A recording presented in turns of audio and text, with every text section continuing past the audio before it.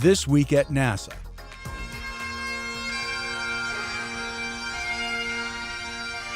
NASA Administrator Charles Bolden joined other agency officials and dignitaries at the Washington National Cathedral to honor the life and career of astronaut Neil Armstrong, the first man to walk on the moon, who died August 25th. The memorial was broadcast live on NASA television and streamed on nasa.gov and the National Cathedral's website. The historic landmark is considered the spiritual home for the nation and brings Americans together at important moments to pray, commemorate, celebrate, and mourn. Neil Armstrong left more than footprints and a flag on the moon. In fact, as President Obama said in a letter, future generations will draw inspiration from his spirit of discovery. The imprint he left on the surface of the moon and the story of human history is matched only by the extraordinary mark he left on the hearts of all Americans. Fate looked down kindly on us when she chose Neil to be the first to venture to another world and to have the opportunity to look back from space at the beauty of our own. It could have been another, but it wasn't. And it wasn't for a reason. No one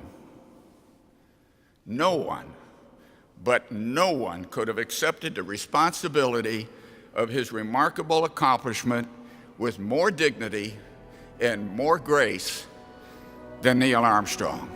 The memorial was befitting the man whose prowess as an X-15 test pilot, whose one giant leap for mankind ushered in a new era of exploration, and whose contributions in academia and the private sector also enabled and inspired others to achieve. Neil Armstrong was 82. One feature of the National Cathedral will long remain an iconic reminder of the Apollo 11 mission commanded by Armstrong, his fellow crew members, and their service to the nation and the world in the cause of exploration.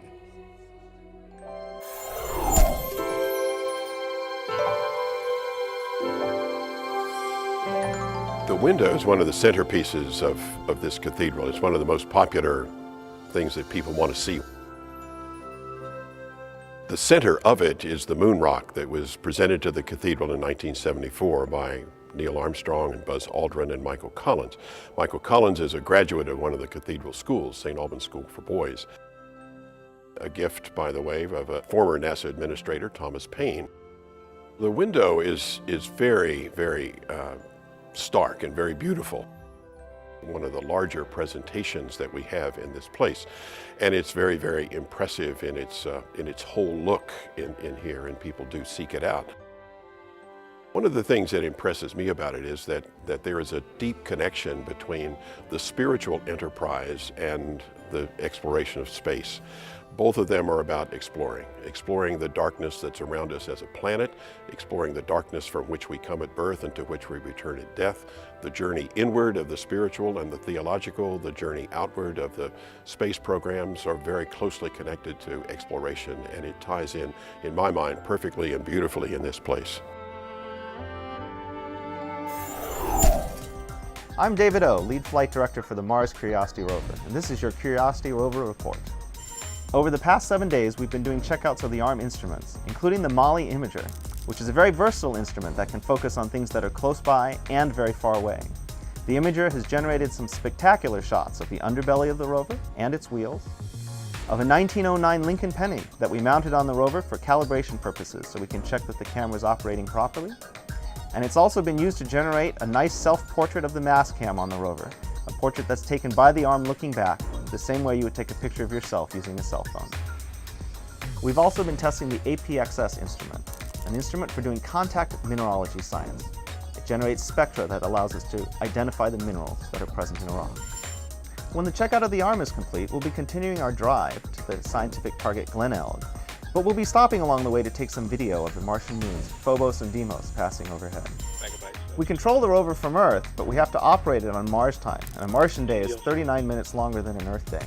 So every day, the whole operation team comes in 40 minutes later, every single day, to send commands to the rover. In the month after landing, my whole family joined me on Mars time. and we got to jump a time zone a day for 30 days, going all the way around the clock. As we did that, we got to explore Mars here at JPL and to explore Los Angeles at night, and it was a great adventure for the whole family.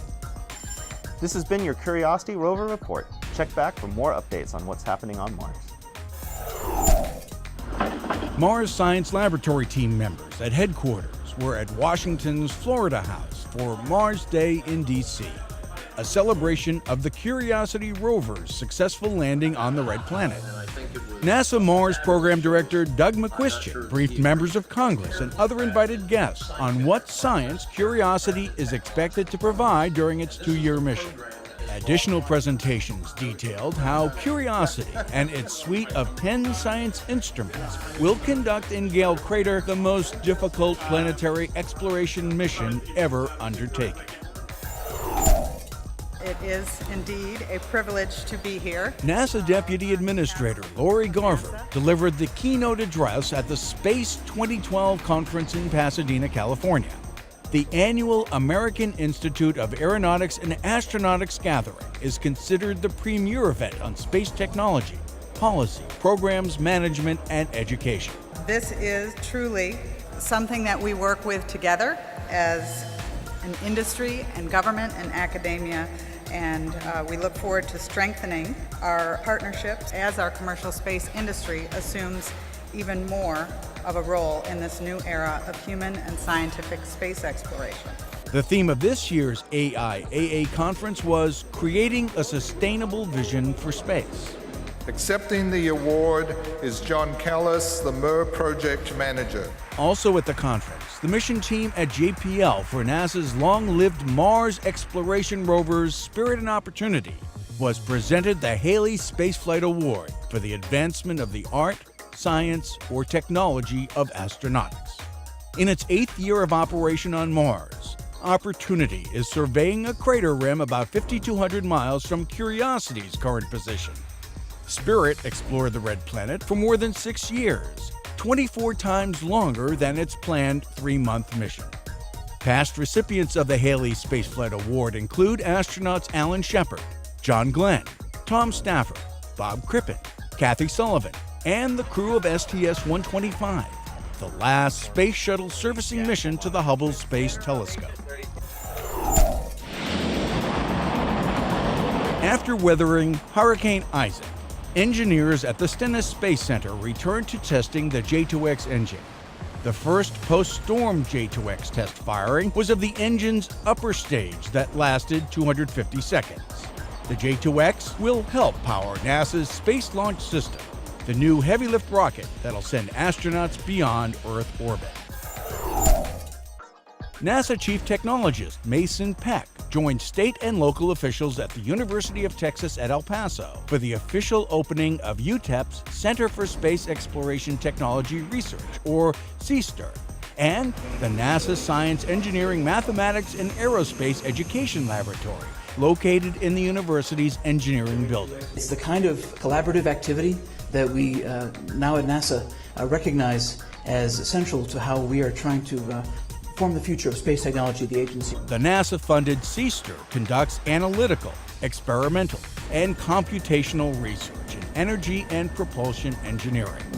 The Aerospace Education Laboratory offers technology and innovation learning opportunities to students of all ages, from K through 12 to postgraduate and lifelong learners.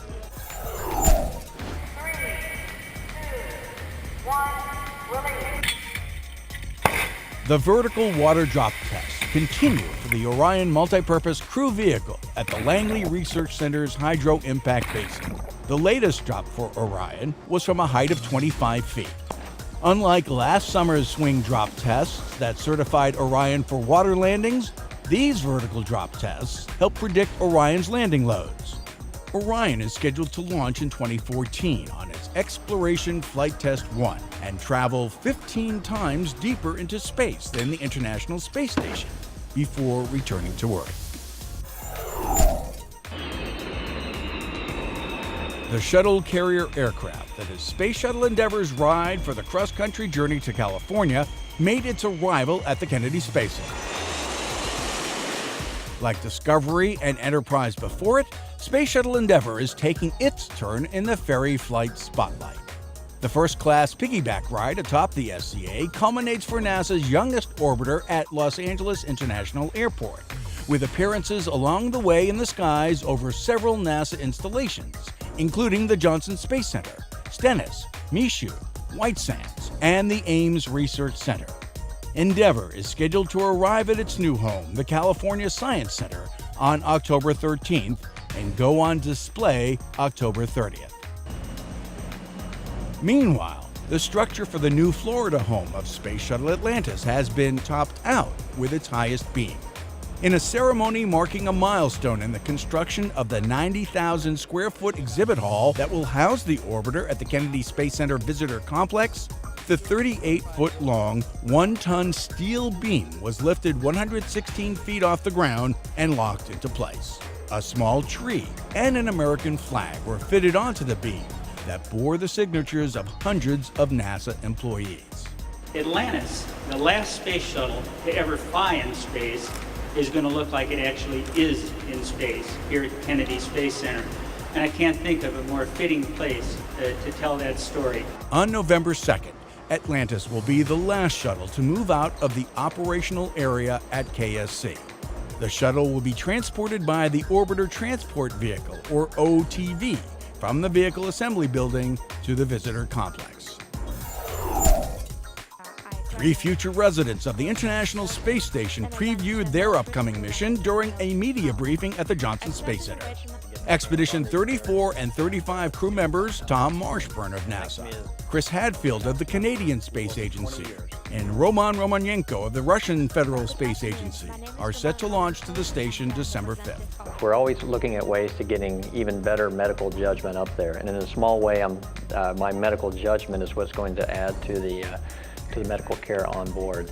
So I want to be a part of getting that on board a spacecraft even more. Some really critical operations done in the last couple of weeks, overcoming some big significant hurdles and having the space station with the combination of the electrical repair and the EVAs, demonstrating the necessity for continued expertise and skill in this thing that is spaceflight. When they arrive at the world's only research laboratory in microgravity, the trio will join NASA astronaut Kevin Ford and Russian cosmonauts Evgeny Tarelkin and Oleg Novitsky, who are scheduled to launch to the ISS from Russia on October 15th.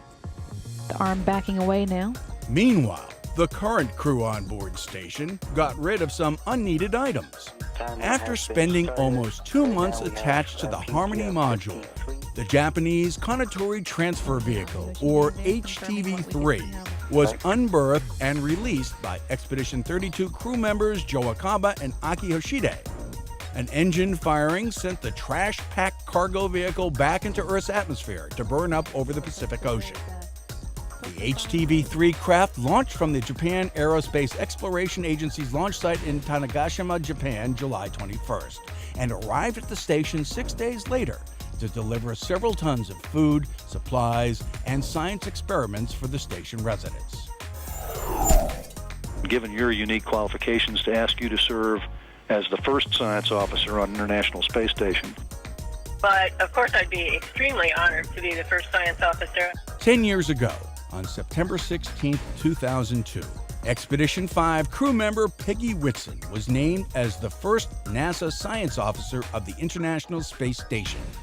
Since then, each expedition crew has had a NASA science officer, working with the U.S. research community to maximize returns of station science experiments.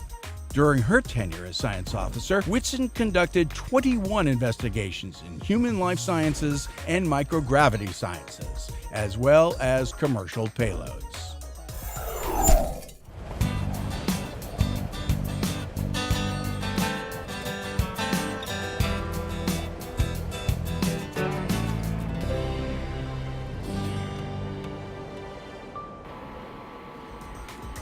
My name is Luis Dominguez, and I work for Mars Science Laboratory in the Mission System Testbed as a test conductor. I am half Honduran, half Mexican. So my mom is from Mexico, southern Mexico, and my dad's from central Honduras. I do come from a very hardworking family, so I always have that, that very like I'll work till it's done, attitude, and like, no job is too menial or, too unimportant. I mean, sometimes things are mundane and, but they have to get done. At JPL, what I do is a lot of troubleshooting for the most part with the actual internal robotics in the rover. I've been on MSL for about 5 years now. I started off in ATLO, the Assembly Test and Launch Operations team, but I started there as an intern, and then I moved over to the test bed. On a day-to-day basis, I usually just go around helping people with their tests, or if they get into certain configurations that they don't understand, I help them get out of them if they trip fault protection that we have in the rover. I really enjoy the challenge. I actually helped build something that's on the surface of Mars. It's an amazing feeling. And that's This Week at NASA. For more on these and other stories, or to follow us on Facebook, Twitter, and other social media, log on to www.nasa.gov.